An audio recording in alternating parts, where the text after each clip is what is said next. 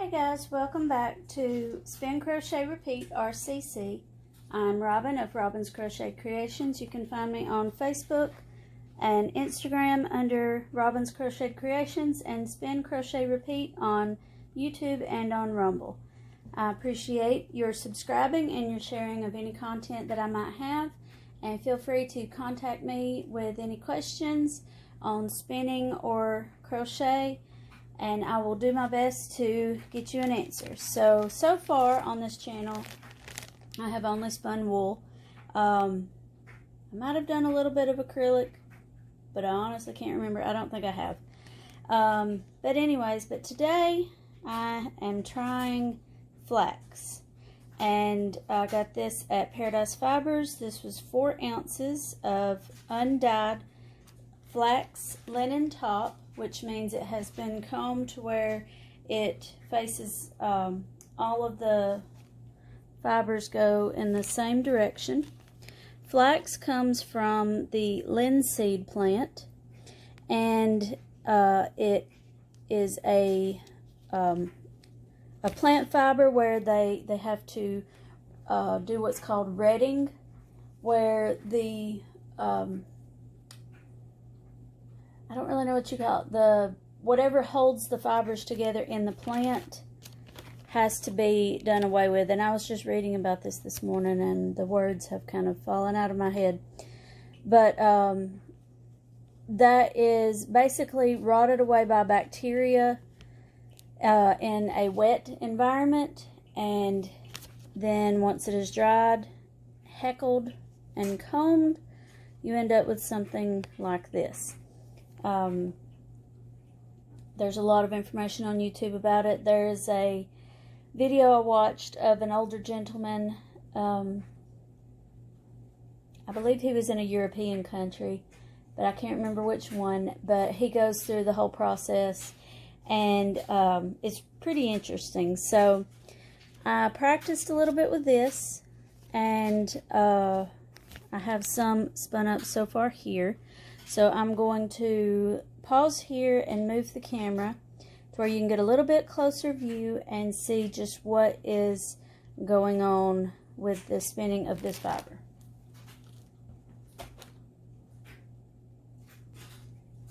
Okay, so I have pulled off maybe an 18-inch section because I'm finding that a little bit to work with at a time is easier. Okay, now I think I have a little better adjustment. So I have, like I said, I practiced a little bit, that way I would know a little bit more about what to actually do with this. It's kind of hard to show anything if you don't know what you're doing. This is it's easy to get this rather thin, but that does mean it's going to require more twist. So we're going to keep our wheel going pretty quickly, and I have joined that in, and someone who has more experience can probably go much quicker than me, and maybe by the time I get to the end of this 4 ounces I'll be quicker with it, but right now I'm not there yet. But as you can see, I'm just slowly pulling out these fibers little bit by little bit. It likely doesn't look like it's moving much, but it is. Now, as with wool, you can run this as thick or as thin as you like. This is one of those fibers where if you were to kind of harvest it yourself, go through the process yourself, you would end up with very long fibers, a long staple length,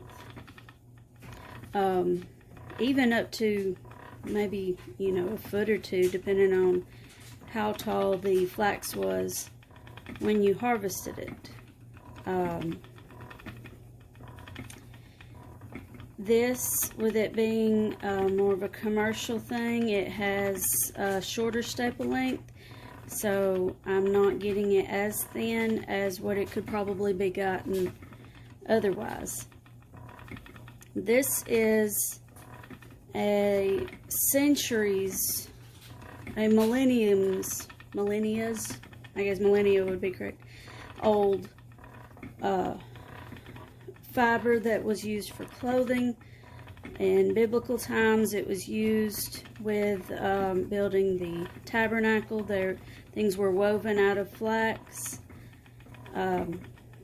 This would have required quite a bit of time, quite a bit of effort. You gotta wait for it to grow, unless you find it growing naturally. This does, where the term linen comes from is because these are grown from linseeds. It's linseed or flaxseed. And these tiny threads, which again would have been tinier with a longer staple length, were then woven together. I figure you could dye these similarly to wool. I honestly hadn't got that far with this yet. I mean, I just about, whoops, I lost it. I just about know that you could dye them. Don't know if you would use acid dyes the way that you would with wool. I'm gonna have to look into that. But anyways, so far the process is pretty similar to wool. It is more much more slippery.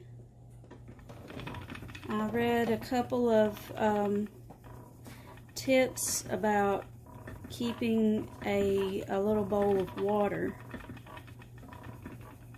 nearby to keep your hands moist. Maybe that would help with the drafting.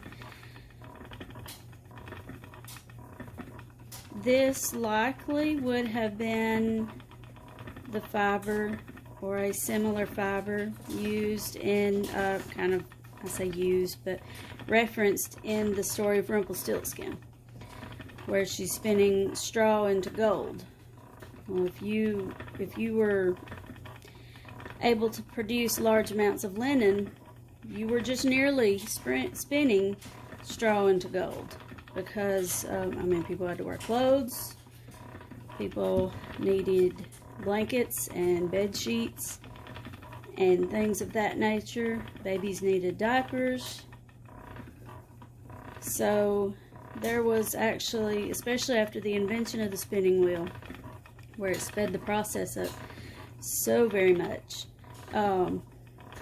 you were quite literally spinning straw into gold, even if you didn't know the little Rumpelstiltskin guy's name. So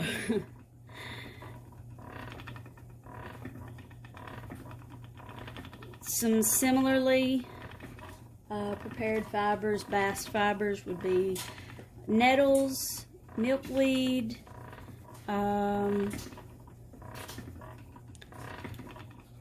pineapple. I've seen pineapple fiber. There's banana fiber. I figure just almost anything that you could process to get the little strings out of it, you could probably spin. Whether it would be worth the time and effort, that depends on, I guess, what you're willing to do.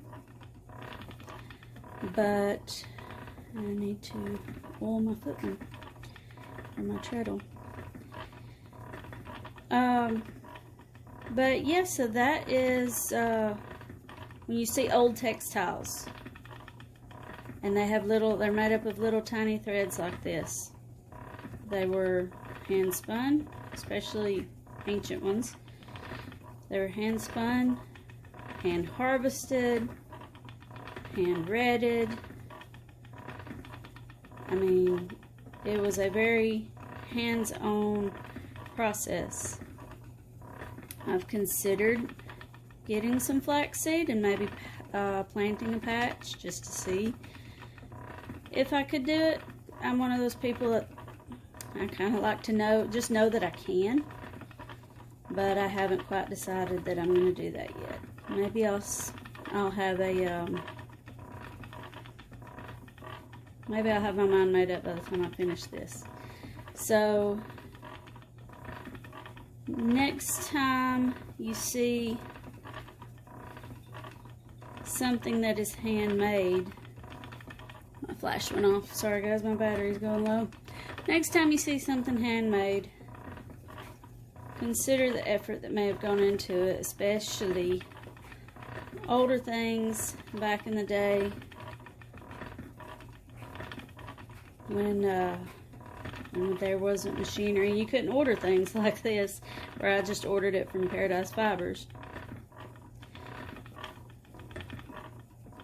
A lot of work went into it, a lot of effort, a lot of time, and things like that are very precious.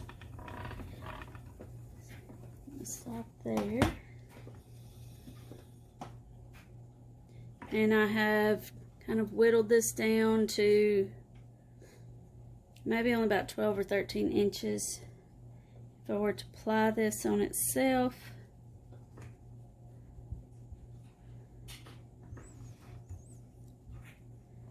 I'm trying to figure out how to move my hand according to the camera.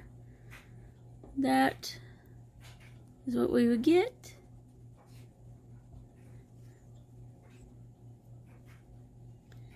We had, these were used for handkerchiefs, for any kind of cloth, for bonnets, dresses, shirts, you name it.